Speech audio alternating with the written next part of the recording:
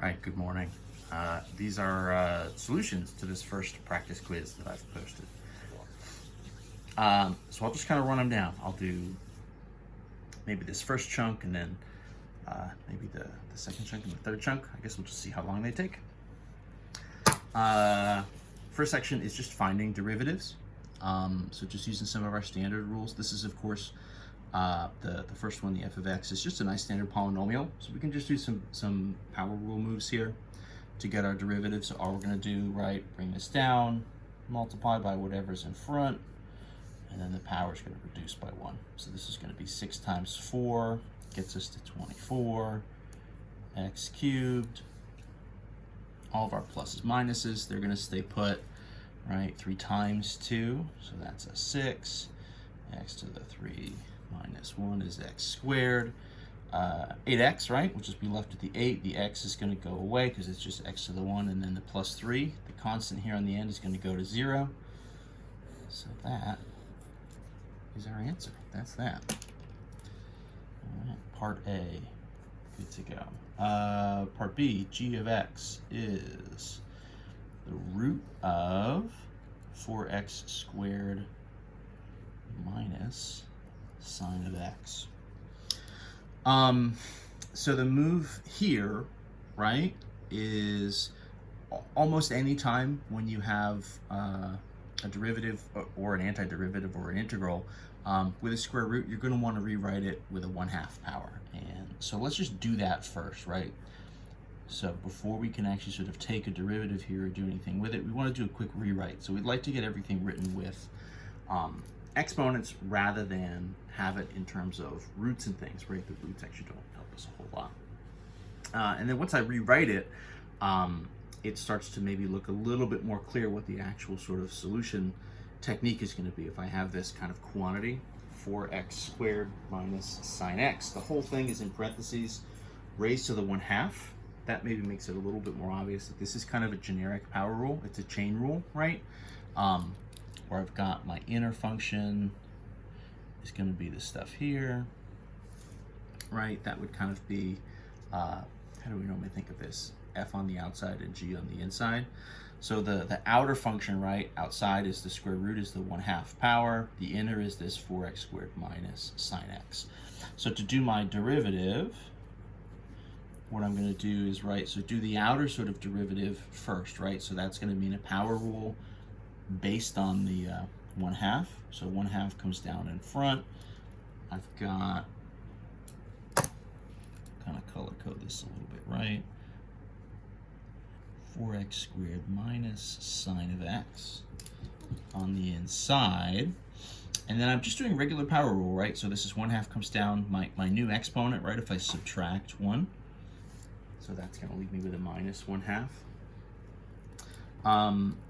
And then stage 2, right, in any chain rule, you do sort of the outer derivative, and then you're going to take the derivative of the inner function, and you kind of multiply by that. This is sort of a half of a power rule, and then a quick trig derivative, right? So 4x squared, that would be 2 times 4 is 8 times x to the 1. And then the derivative for sine of x is just cosine of x. The signs don't flip-flop going in that direction, so this is still going to be minus, and then this would be cosine x. And then that's the answer, right? It's really just sort of leaving it like that.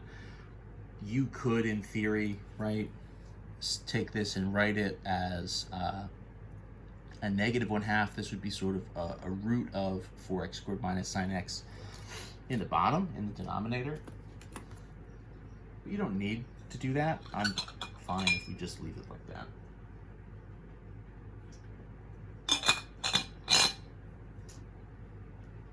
It's maybe the easiest thing to work with, so why don't we just call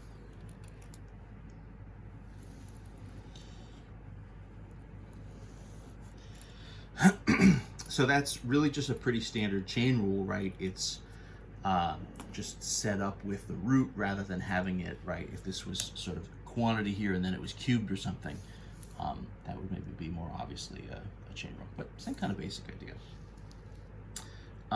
Derivative number C. So this is, oh, I messed up the variables on this. That's too bad. H of t but then I wrote everything in terms of x. I was trying to change the variables around a little bit, and then I just didn't. So I'll just write it as x. So this is e to the x minus 4, the quantity, times natural log of x plus 3.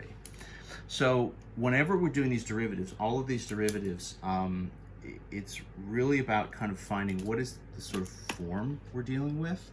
And in this case, the sort of outermost thing that's happening is these two are multiplying together, right? So it's two parentheses. So this is two individual functions that are getting multiplied together. So the rule that I'm using, the kind of overall rule that I'm using, is going to be product rule,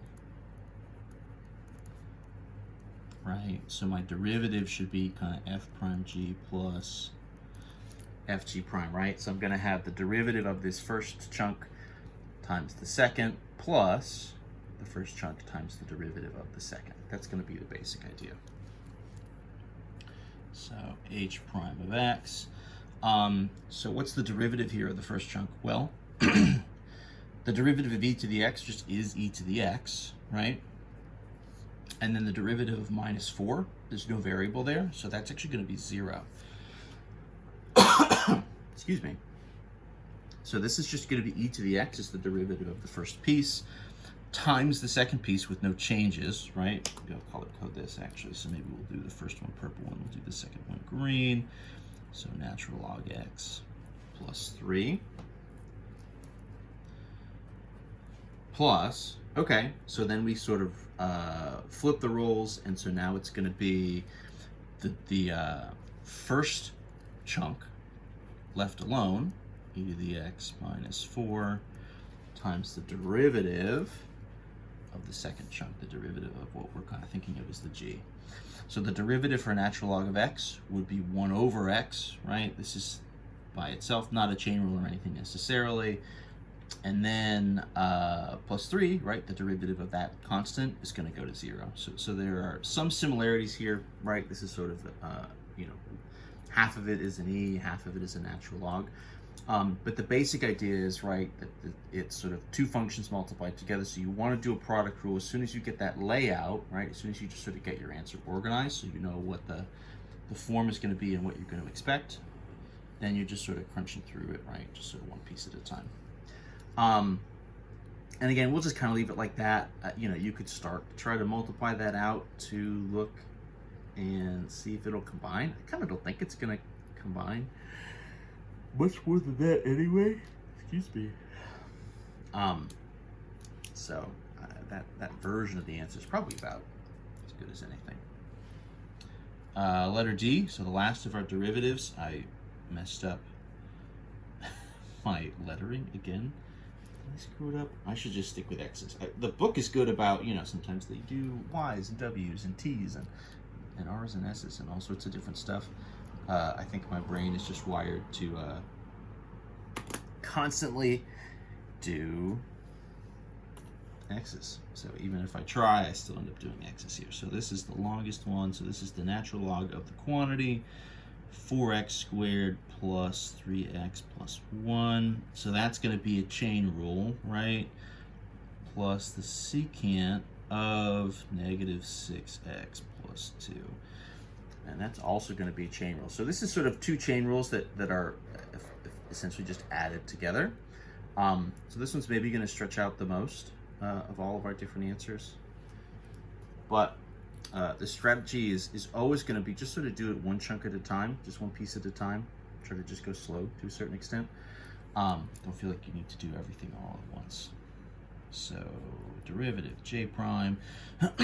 So what do we do for natural logs? So it's going to be 1 over whatever's underneath, right? So our chain rule says 1 over whatever's in our parentheses times the derivative of the stuff in parentheses, right? So if we're thinking of, you know, the natural log of some sort of function f, so this is 1 over f times the f prime.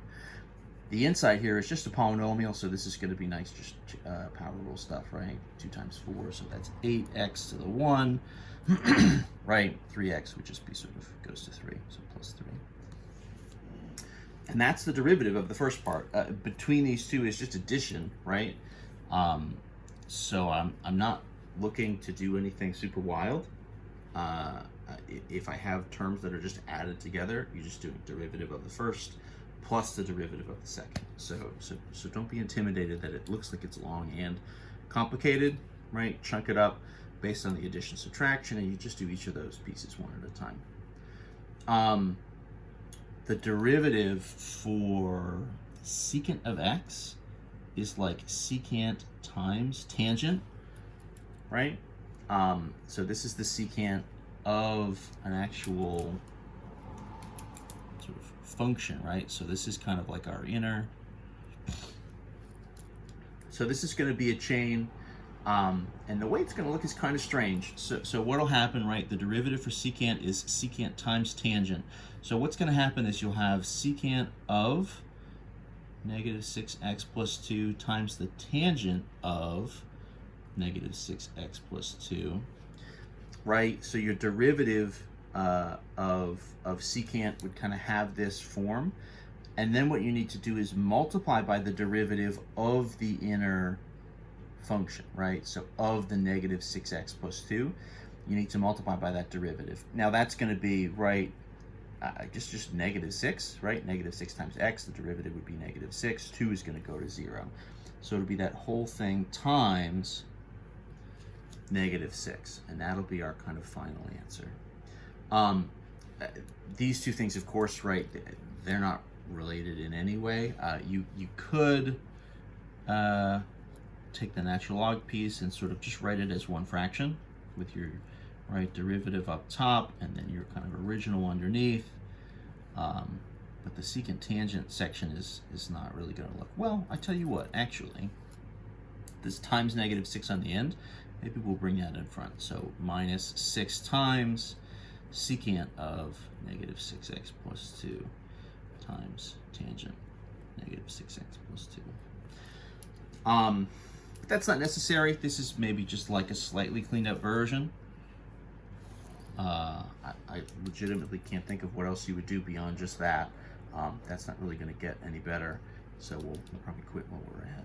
So that's our derivatives here on the quiz. You know, obviously, again, there's you know, hundreds and hundreds and hundreds of different types of derivatives that we could do.